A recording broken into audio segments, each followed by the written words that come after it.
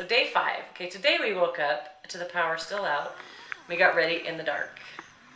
We were up earlier this morning than normal, so we actually got to see morning life. We saw kids walking to school, the moms and children out pumping water to carry back to their huts. It's a lot of work just to get water. Mothers bathing their children right outside. So it was beautiful. The sun was coming up. It was a gorgeous morning, and you got to see what happens before we're usually out and about. So it was a nice little picture into real life here. Today we headed out to the high school because they wanted to do a formal introduction for us to the whole school of 1,000 students.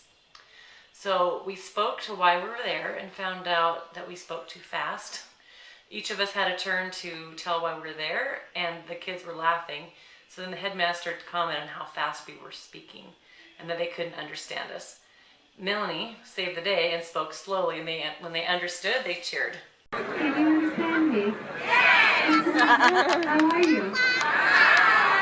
So now we know we have to speak slower. They say we have an accent here. Okay, so after that, we went to the primary school, and we were supposed to help with PE. But when we got there, the teachers were already doing it, and they are very capable and really good at what they do.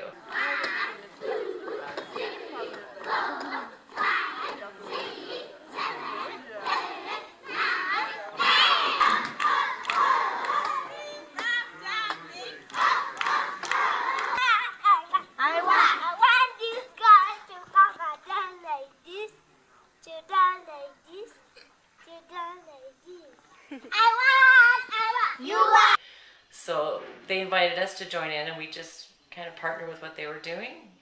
Lots of singing, dancing, and they have a lot of clapping games. So then we taught them one of ours, which we taught them the Kit Kat song.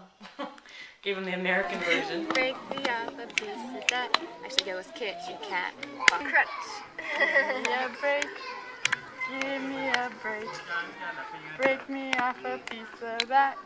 Cat, Crunch. They're just happy to hold your hands. You don't really have to entertain them much. They just want to hang on us and be swung and lifted and sit in your lap and play with your hair. These kids are amazingly loving and beautiful. We were also excited to see the construction on the roof happening. There's quite a bit they got done, and it was fun to see the money that was contributed to that actually happening while we were here. After that, we had to get a few things in town, and we took a little break from the heat and walking, and we went into, it's kind of an American store, internet cafe, and mainly white people. But it was fine because we got to have a mocha frappe, which was cold and refreshing, and chocolate. While we were sitting there, there was a lady outside that was motioning for us to come outside. And we went outside, and she had no shoes. She looked like she'd been probably living on the streets. She asked for money, and she had a serious wound on her elbow that wasn't healing. So she wanted the money, but instead of giving her the money, we wanted to follow her. Somebody told us where the medical clinic was and buy the medication for her so she wouldn't, we just want to make sure she spent it on the right thing. So we got her antibiotics, and they made sure that she understood how to use it and how often to take it. So that was good, but we came back in tears. It was just hard to see that that's so common here, of how many don't have shoes, can't afford medication. So that was just a tiny little snippet of it, and just that alone broke our heart. I just feel like we're feeling how God's heart is broken for these people, and we're starting to feel it. After that, we took the boda-bodas, which are the motorcycles, back to the primary school for lunch. And then we had just some work we could help out with. John helped with the construction, lifting and loading, and us girls helped wash the dishes. There's about 100 kids, so it's a lot of dishes to be washed, and it's all done outside. No dishwasher, no washers and dryers, so everything is by hand. But it was actually quite fun of just washing it in a tub, air drying it, and then putting it right back. So it just makes us realize how much we have and take for granted, and how much they have to work just to make lunch and clean up after. So in the afternoon, we went to the high school where we have our regular classes scheduled there. And I taught a piece called Find Your Voice. I talked about holding emotions in, how damaging it is, and how sometimes emotions are scary, but then dance can be a way to let them out and to do it in community where it's safe. but also just to feel it in your body. There was a part in the song that we physically felt our voice coming up and let out a powerful yell.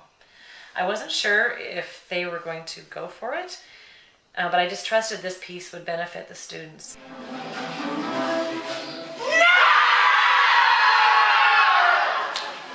Okay, it was a passionate, powerful sound that came out. There's about 50-something people screaming together against injustice, pain, and hopelessness, and whatever else was coming up. I had them partner for part of it to feel the power of standing together in the place of pain. That part was really moving, to see them hold and support each other and connect and empathize. And all 4 of us teachers had a chance to stand with them and scream. And they don't turn their eyes away.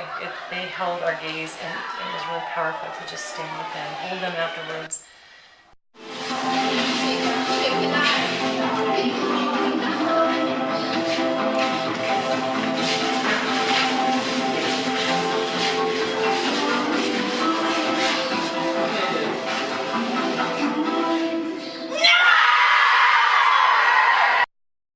We told them that we were open for prayer afterwards if they wanted it, and all of us had a couple kids came up and wanted prayer, and so we took some time to just hear some of their stories and pray with them and try to encourage them. Okay, so after lots of hugs and thank yous and handshakes, we headed back to what we call home now. We were exhausted but exhilarated. It's a good tired. We walked home with our incredible Ugandan friends, enjoying wonderful conversation and a beautiful sunset. By the end of the day, we feel completely emptied out, but it feels incredible.